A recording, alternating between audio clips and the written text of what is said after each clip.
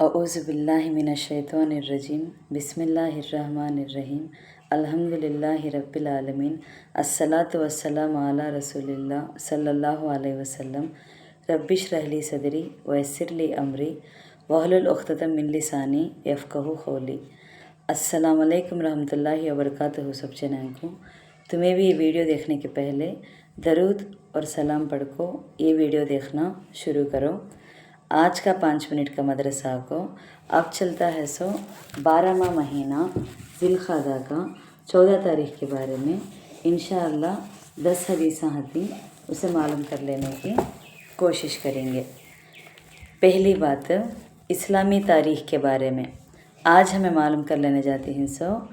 आलमा अबुर रहमान बिन जौज़ी अलैहि रहमतुल्लाह के बारे में 6ठी सदी हिजरी में अब्दुर रहमान बिन जौज़ी अलैहि रहमतुल्लाह एक बहुत बड़े मुहद्दिस, मुअर्रिख, मुसन्निफ़ और ख़ातिब गुज़रे हैं। 508 हिजरी में बगदाद में पैदा हुए।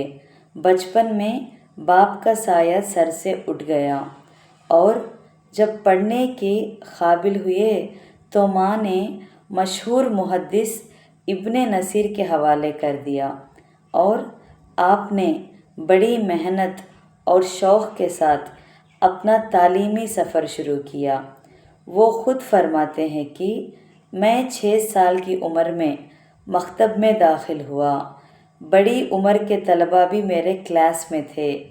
मुझे याद नहीं कि मैं कभी रास्ते में बच्चों के साथ खेला हूँ या ज़ोर से हंसा हूँ। आपको मुताले का बड़ा गहरा शौक़ था। वो ख़ुद बयान करते हैं कि जब किसी नई किताब पर मेरी नज़र पड़ जाती तो ऐसा मालूम होता कि कोई ख़जाना हाथ आ गया। मैंने सिर्फ़ तालिबे इल्म के ज़माने में 20,000 किताबों का मुताला किया। 9 उम्र में से ही आप तसनीफ़ और तालीफ़ की तरफ मुतवज्जे हो गए और तकरीबन 1000 किताबें लिखीं। आपकी तसनीफ़ात में किताबुल मुअस्सद, सिफ़तुस सफ़ा और सैयदुल ख़ातिर बहुत बुलंद पाया हैसियत रखती है। आपकी वफ़ात 597 हिजरी में बगदाद में हुई।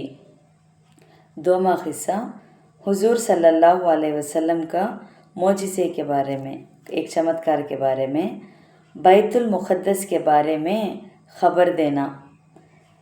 हज़रत ज़बीर बिन अब्दुल्लाह रदियल्लाहु अन्हु से रिवायत है कि रसूलुल्लाह सल्लल्लाहु अलैहि वसल्लम ने फरमाया, जब कुरैश मक्का ने मुझे रात में बैतुल मुक़द्दस जाने और मेराज के बारे में झुटलाया तो मैं हतीम में जाकर खड़ा हो गया।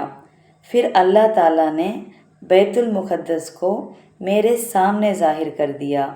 मैंने बैतुल मुक़द्दस की निशानियाँ उन कुरैश मक्का को बतलाना शुरू की और मैं बैतुल मुक़द्दस को देख रहा था।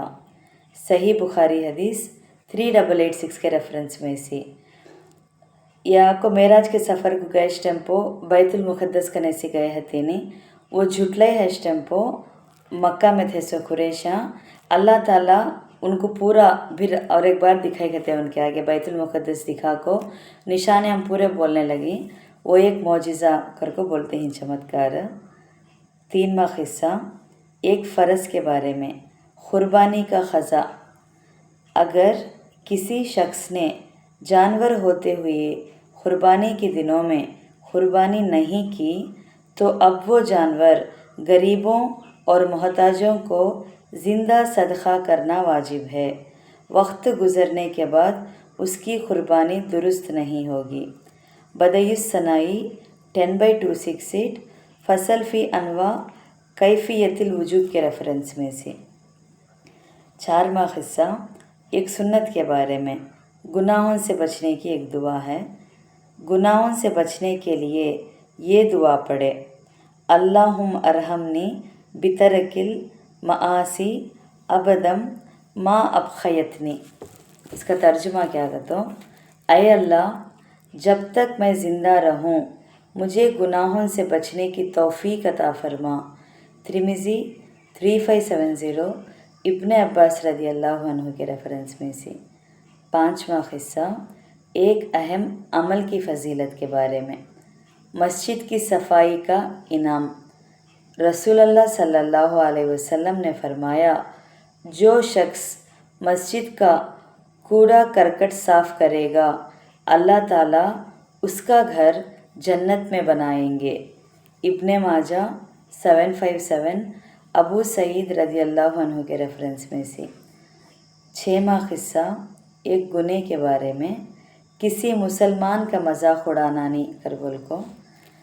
قرآن میں اللہ تعالیٰ فرماتے ہیں، اے ایمان والو، نہ تو مردوں کو مردوں پر ہنسنا چاہیے، کیا عجب ہے کہ جن پر ہنستے ہو وہ ان ہنسنے والوں سے خدا کے نزدیک بہتر ہو، اور نہ ہی عورتوں کو عورتوں پر ہنسنا چاہیے، کیا عجب ہے کہ جن پر ہنستی ہیں وہ ان ہنسنے والیوں سے خدا کے نزدیک بہتر ہوں۔ یہ سورہ حجرات میں 11واں آیت میں ہے سبات۔ 7واں قصہ دنیا کے بارے میں۔ کسی کا عیب چھپانے کے بارے میں۔ رسول اللہ صلی اللہ علیہ وسلم نے فرمایا، جو شخص دنیا میں کسی بندے کا عیب چھپائے گا، عیب چھپانا کا تو راز چھپانا، کیا تو ان کے سیکرٹس کیا تو بولنا، نقطے کیا تو ہمیں چھپے، تو اللہ تعالیٰ بھی قیامت کے دن اس کا عیب چھپائے گا۔ صحیح مسلم حدیث 6760 ابو ہریرہ رضی اللہ عنہ کے ریفرنس میں سے۔ 8واں قصہ آخرت کے بارے میں۔ حضرت ابراہیم علیہ السلام کا سلام اور پیام۔ رسول اللہ صلی اللہ علیہ وسلم نے ارشاد فرمایا، جس رات مجھے سیر کرائی گئی کہ تو معراج کی رات، میں حضرت ابراہیم علیہ السلام سے ملا تو انہوں نے فرمایا کہ اے محمد، اپنی امت کو میرا سلام کہنا اور ان کو بتلا دینا کہ جنت کی مٹی اچھی ہے اور پانی میٹھا ہے اور وہ چٹیال میدان ہے اور اس کے پودے یہ ہیں، سبحان اللہ والحمد للہ ولا الہ الا اللہ واللہ اکبر۔ ترمذی 3462 ابن مسعود رضی اللہ عنہ کے ریفرنس میں سے۔ 9واں قصہ طب نبوی سے علاج۔ 2 بیماریاں جن کی دوا نہیں ہے۔ کو سے وہ دوا نہیں، سو 2 بیماریاں دیکھیں گے۔ رسول اللہ صلی اللہ علیہ وسلم نے فرمایا، تم لوگ دعویٰ کرو اس لیے کہ اللہ تعالیٰ نے تمام بیماریوں کی شفا اتاری سوائے موت اور بڑھاپے کے۔ کنز الامل 28090 ابن عباس رضی اللہ عنہ کے ریفرنس میں سے۔ آخری 10واں قصہ نبی صلی اللہ علیہ وسلم کی نصیحت کے بارے میں، لوگوں کو کھانا کھلانے کے بارے میں۔